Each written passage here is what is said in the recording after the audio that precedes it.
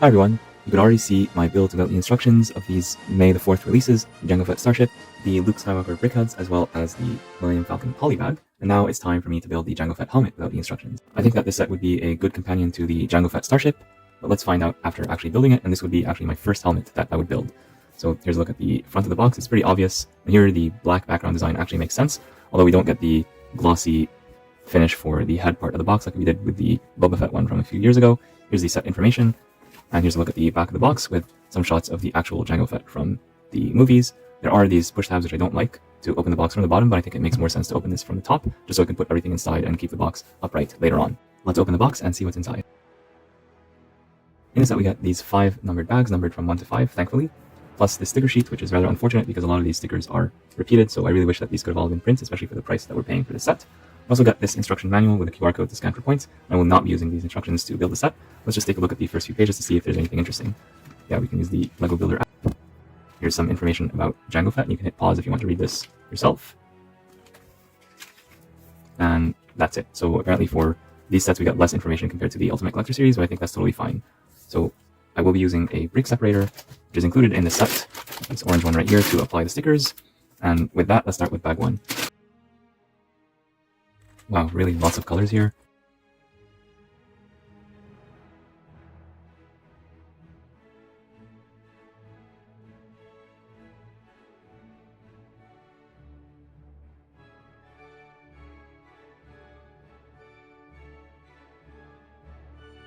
Bag 1 builds the inner core of the face behind the helmet, and it looks really weird with all these colors. I can kind of see that these are eyes here. I really wonder what was their intention with using a little bit of all these colors plus tan as the main color. Is it supposed to represent Jango himself?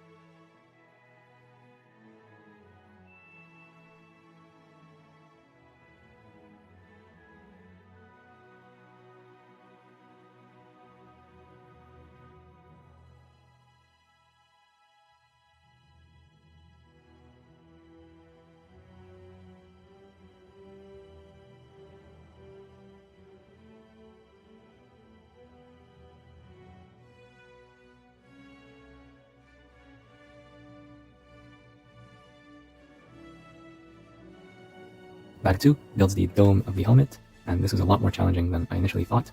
There were lots of pieces all in the light bluish gray, very, very easy to get them confused, and in the end I had to rob some parts from the inside to fit them on the outside so that it looks correct, at least according to the box and the 3D view. And I don't like the fact that the sticker colors do not match the light bluish gray. That's a bit of a miss, in addition to having stickers in the first place.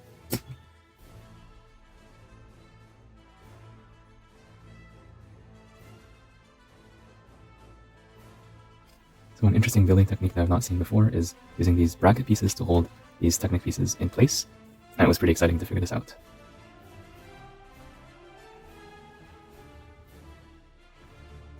Bag 3 builds the stand, and this was very straightforward compared to Bag 2, and we just attach this right here, and I'm guessing these pieces should have been put in between those two yellow Technic lift arms, but I did not bother, and I'm not going to take this apart just to put those back in there.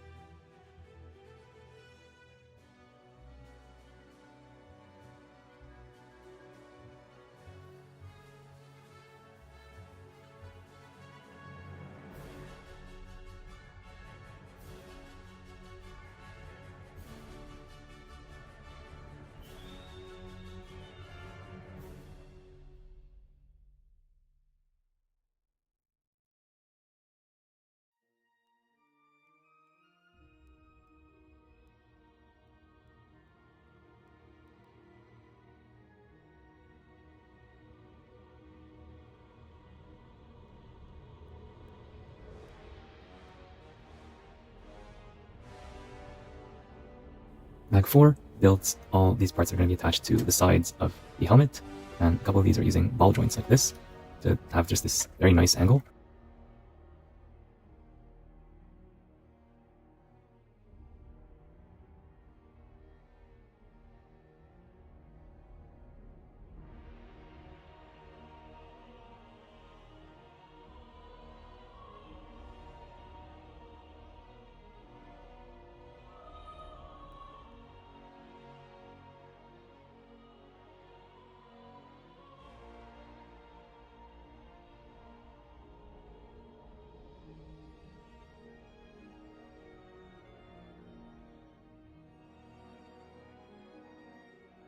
Bag 5 builds the cheeks of the helmet, the display plaque, and the back, which is also at a slight angle. And with this, we are done with the build.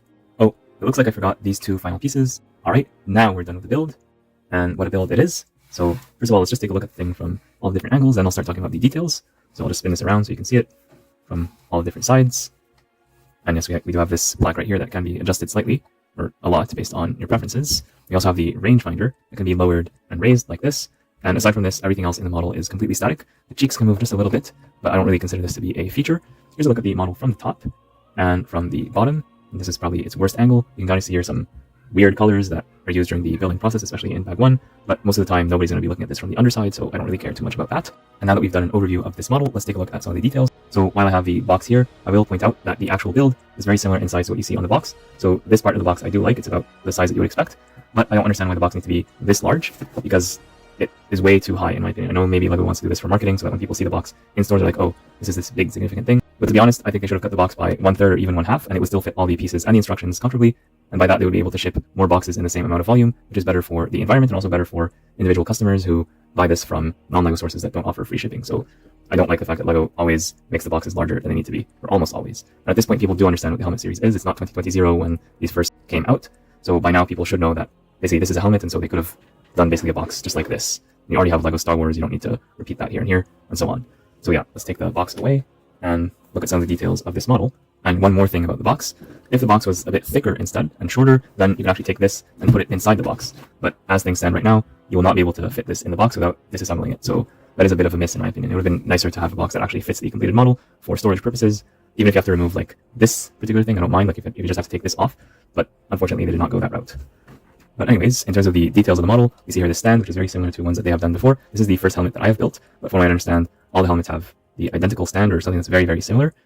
And yeah, it's simply a black base, except for those pieces at the bottom. You do have a printed plaque right here, which is nice, and I do like the print quality here. Maybe the red could have been a little bit more red, but honestly, it's not that bad. And attached to the stand is the head itself. And if you want to make the head removable, you're going to have to leave out this blue pin right here and the same on the other side. And that way you'll be able to recreate the scene from the movie where basically this guy, his head gets chopped off. Looking at the face, I like the way this center region was done. There's some curves here and then it transitions into tiles. This is not 100% accurate. If we look at the source material, you can see it right here that there's a bit of an angle here. It's not perfectly straight. But given the fact that this is LEGO and we do not have wedges that are very, very thin and also tiles, I do understand this. The cheeks are done really well in my opinion. They're at a nice angle and you build them up. This is actually the last thing that you build in the set, so it's a quite nice thing to build, and I like the color use here and also throughout the entire model of the regular blue, dark blue, light bluish gray, and black. There's not too many colors here and it just makes sense to me. And yeah, they do wiggle a little bit, but it's not that bad. So yeah, it's a nice angle to have here. Moving on to the temples and sides, we see that these are also not on 90-degree angles. They're actually attached by ball joints to be slightly tapering outwards, which adds to the realism, and I really appreciate that. So this side is done nicely, and this side is very similar, but it has accommodations for this rangefinder. So here's what that looks like from this side. And then the back is almost completely smooth, and this again is done at a slight angle using the ball and socket pieces as well, and a bit of texture right here as well. So all this is nice. Then immediately above we see something that's not so nice, and that's all these stickers. And here is the sticker sheet after I put on all the stickers. And to be honest, every single one of these should have been a print. LEGO has printed these helmets before, and here we only get one printed piece, which is the black.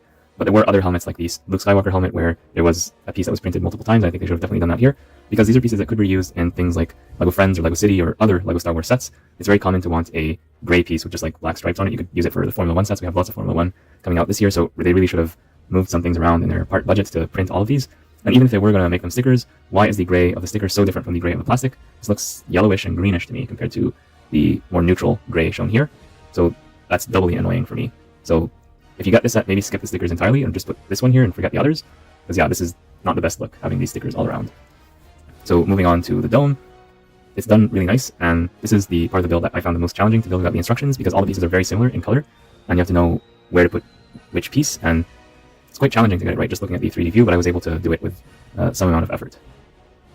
So yeah, we see here it's a nice texture, and it's a controversial thing whether you like to have all these studs visible or not. I think to me it represents classic LEGO. It reminds me of some of the models from the early 2000s and mid 2000s, so I do like it in a retro sense, but I do predict that in 10-20 years from now, if LEGO is going to re-release these helmets, they're probably going to have some specialized pieces in various colors to have like a smooth surface right here.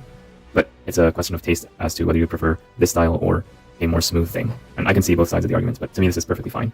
So yeah, I have the rangefinder here. This is actually built upside down, so the studs are pointing downwards. We see that with this piece here, but then there's this inverted tile that makes it look really nice. And I do think that this is pretty realistic given the scale of the set.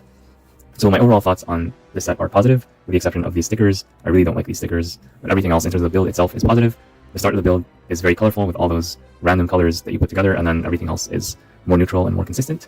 And I found the build process to be enjoyable, although a bit longer than I would have initially anticipated. So this took me a lot longer to build than I thought it would take, but it was my very first helmet, and I learned a lot of things while building this set. And one of the challenges is that you don't really see all the angles when you're building it, because a lot of things are basically covered up by stuff that's already there, because you're basically building stuff and attaching it on the main build all the time instead of having different modules that you put together at the very end. If you're building this with the instructions, you'll have no problems at all. But still, I challenge you to build this part without the instructions just to give your brain a little bit of a workout. In terms of size comparison, here's what it looks like next to the minifigure with the same name. So they look quite good together, and this gives you a better idea for the size of the thing. Here's the minifigure placed on the top for a different vantage point. This also is a good look, if a bit funny. And you can see here the helmet of Jango Fett in minifigure scale versus the actual one, or the larger one, done in the helmet collection series. Of course, this is not real life scale. This would be like a human baby size head and not a real size head, but that would be even more expensive, and this is already too expensive as it is. But yeah, it's nice to see both of them side by side. And then this guy, unfortunately, is not included in this set, and I think that was a mistake. For the price that we're paying for these helmets, I do expect the helmets to include the characters as well.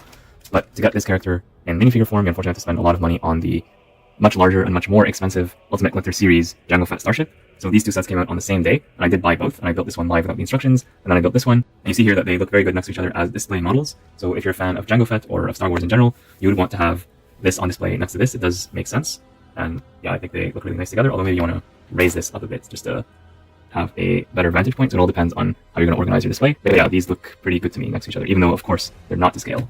This helmet is done at a much larger scale compared to this Starship, but that's okay. These are different models intended for different purposes, but ultimately both of them are very good for display. And of course, the main figure actually comes only with the Starship and not with the helmet. I really wish that they included this figure in both sets, so that if you want this figure, you don't have to spend all this money on this big ship, but you can always get the figure on Bricklink anyway.